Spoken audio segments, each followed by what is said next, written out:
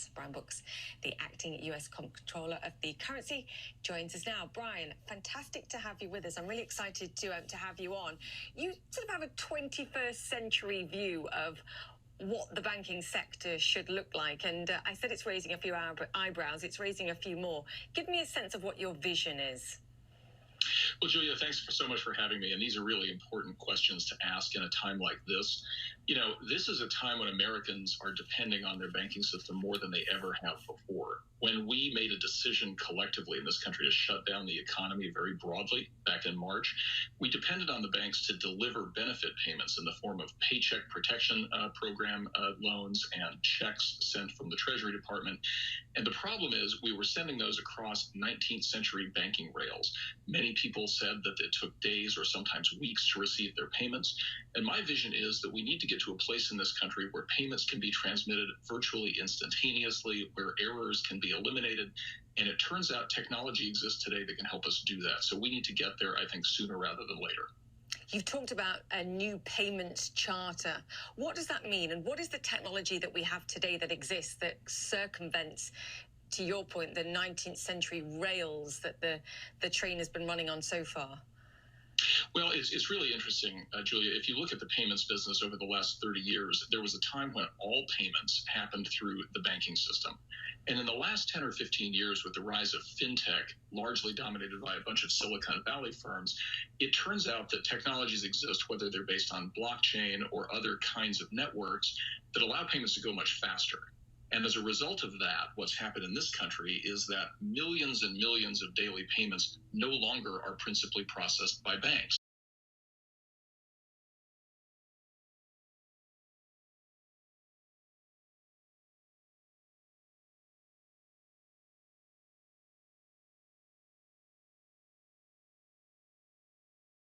We're really excited to have you join us today. So how did you find yourself really as the acting comptroller of the currency?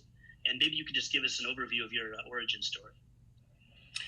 Well, you know, look, I've been in financial services at some level my whole career.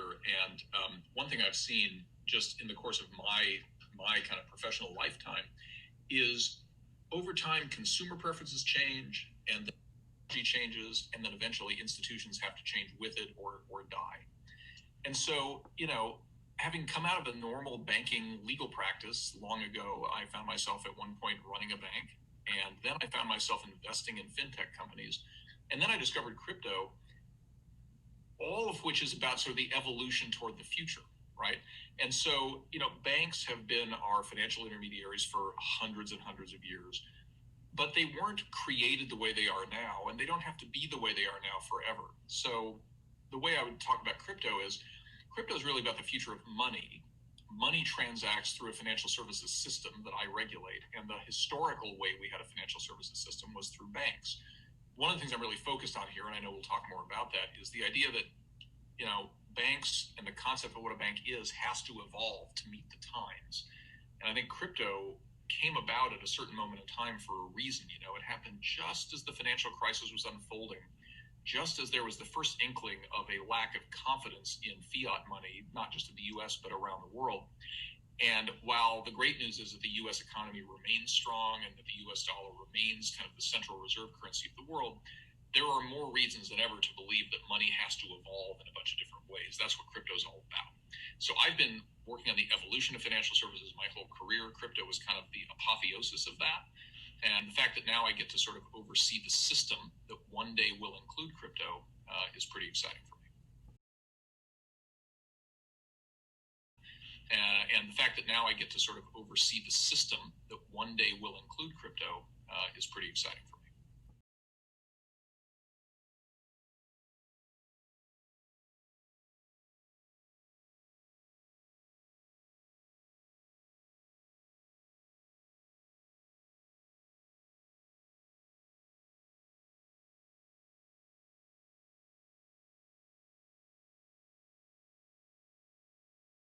Talk a little bit about, as Dan was saying, it sounds like you do have conversations with your fellow regulators. Can you talk about kind of the frequency and sort of the forums in which that happens? Absolutely. So the Comptroller sits on a number of deliberative and decision-making bodies. to go through those, and then I can unpack it a little bit. But so I'm a member of the board of directors of the FDIC. So there are 4 directors currently on that board, and I'm one of them. There's something called the Financial Stability Oversight Council, which is a 10-member body consisting of the Treasury Secretary, the Federal Reserve Chair, the Comptroller, the FDIC Chair, and a handful of others, where we talk about systemic risk to the U.S. and global financial system.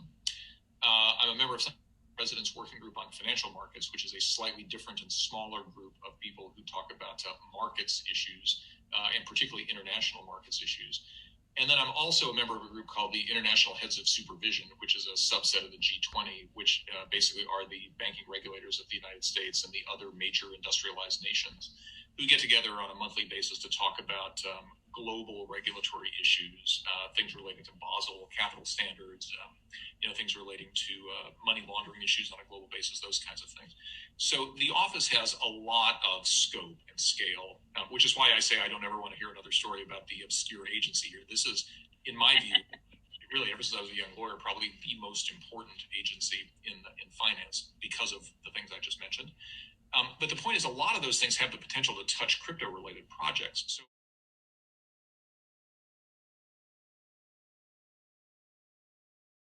I read recently that 15% of Americans now own some form of digital asset or a cryptocurrency. You also want to tackle this and make sure that banks can provide services as far as digital assets are concerned. You're trying to protect consumers again. Well, look, in a world where 50 million Americans do hold cryptocurrencies and many, many millions more outside of this country do, to me, we can't ignore that phenomenon. So I am not a crypto bull nor a crypto bear, but I recognize reality. A lot of people have this stuff. They have it for good reasons, and we need to make sure it's accessible to them in the same safe and sound way that they can get their checking account. So that's our role, is to innovate as people change the way they consume financial services in the future. Yeah, I have to say, I find you a breath of fresh air, but I can see you're going to be a whirlwind to others. Brian, we will continue this conversation. Thank you so much for describing your role and what your plans are. We'll continue this conversation soon. Brian Brooks, Acting US Comptroller of the Currency.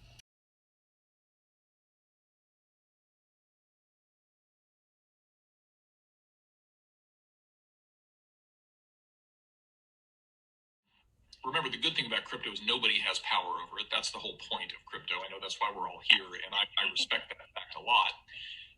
What I would also say is one of my missions at the OCC is never to see another news story that says ... an obscure regulatory agency, the Office of the Comptroller of the Currency. So you all can help me dispel that idea. The way that the OCC works in the ecosystem and the way that crypto companies will eventually come to work with us, I think, is we are the chartering agency for banks. None of the other agencies that you mentioned charter companies. They certainly don't charter banks, which are the central way that value is exchanged in our society. And so if what crypto aspires to be is an alternative way of transmitting value across networks versus through centralized banks, that has to start someplace. It has to start with the real world that exists today, and that's the banking system. So I think over the next few weeks and few months, the OCC is going to start speaking to crypto in some very direct ways, starting with the simple and evolving into more complex ideas. We're going to have to say, for example, what we think about national banks being able to custody crypto assets, because as you know, people who hold crypto, especially people who hold large amounts of crypto, want it custodied in a way that's safe and secure. They don't want their private keys stolen. Historically, banks have been the most important custodian for other assets. So what do we think about that activity for crypto?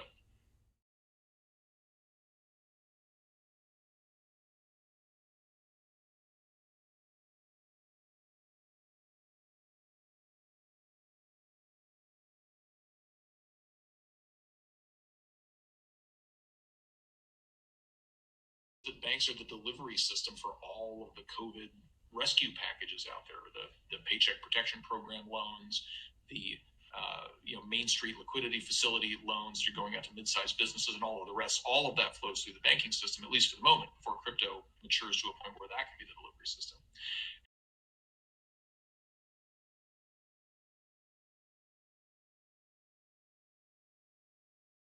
Which is in the early days of the internet, the principal uses of the internet were bank scams and pornography. And there's still a lot of bank scams and pornography on the internet, but there's also Amazon and Google. And the point is, we don't want to judge crypto based on the early days, because early adopters always tend to be bad guys. Over time, the value gets proven by later adopters.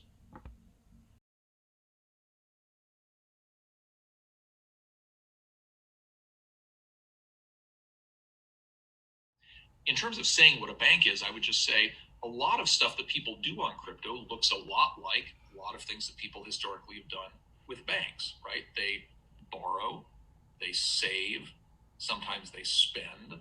I mean, these are the core functions that banks have typically intermediated over the years. And over time, it's possible that networks, powered by crypto tokens will play those functions. So if that's right, what I'm trying to do over here is to evolve the concept of what a bank is to meet the preferences of this generation of people who are crypto holders. And that's fundamentally what it's all about. I get that I might be running the post office today and I want to be out front to adapt when email comes online. And if that's the case, I don't want to make the mistake the post office did 25 years ago and miss that boat. I want to evolve my charter to capture that and to create a safe and sound environment where networks can distribute value, if that's what the future is.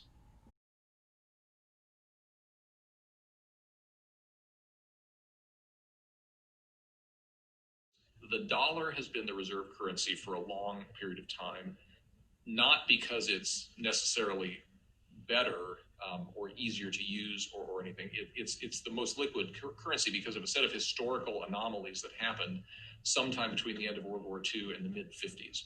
Right.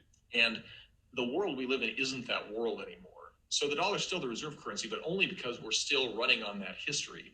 Yeah. The problem is the history is not likely to preserve our role as the reserve currency forever. And you see this in the fact that global central banks have been reducing their dollar holdings and diversifying away from the dollar every quarter going back now 4, 5, 6 years. This seems to be an inevitable trend. We're still the most important, but we're way less the most important than we used to be. Right. And in a world of competition, my view is that the dollar needs to transact more attractively than others, right? So if we're no more liquid than the renminbi or the euro or something at some point in the future, we could still be the currency of choice if the transactional mechanism for dollars is superior to the transactional mechanism of other kinds of things. And so I think it's that suite of issues that stablecoins and blockchain can ultimately help us with, is to preserve the role of the dollar in the system.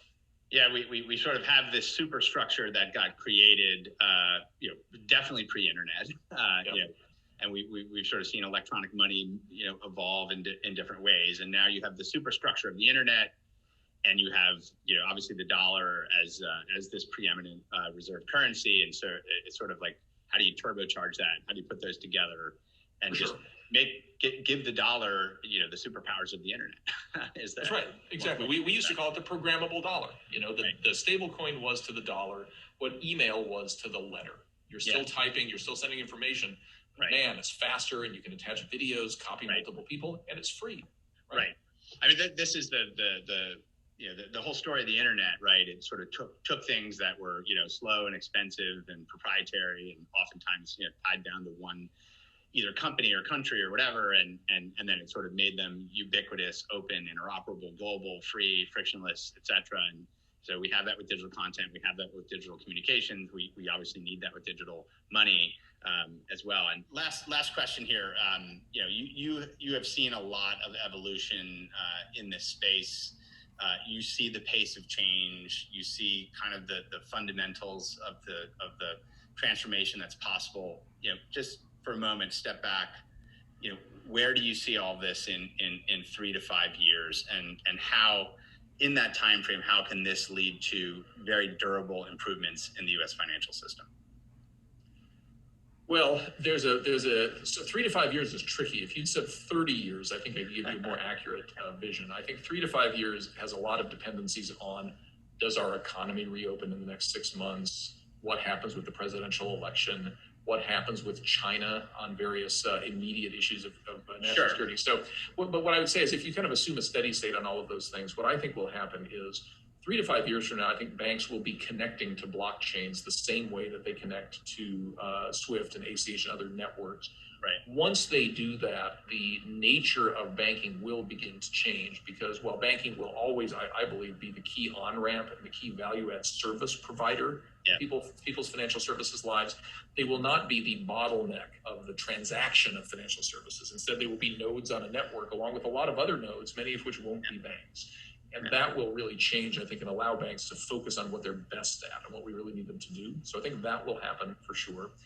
I do think that in a world of geopolitical instability, crypto assets in general will grow and become a more significant part of people's lives. That's one of the reasons why, I believe Bitcoin prices are going up in an environment of perceived instability, as people start to believe that the sovereigns are, maybe not as trustworthy as they once were. Bitcoin is not generated by any sovereign. Maybe that's a thing to hang on to. So I think you'll see more of that. But over time, the world tends toward more stability, right? Things reach equilibriums. And so since decentralized things are more stable than centralized things, I would predict that the movement that started 200 years ago with the first Bank of the United States, a movement toward more decentralization, will continue. Banks will adapt to that. They will add value to that, and the world will go on. But it'll go on in a cheaper, faster, more accessible way than it has before. And that'll be through the good work of people like you. If you take things like XRP, which we list, obviously, but when XRP did their MoneyGram deal and suddenly had real global distribution and a significantly different utility case than it might have, 2 years ago, say, that's relevant to our assessment of its utility.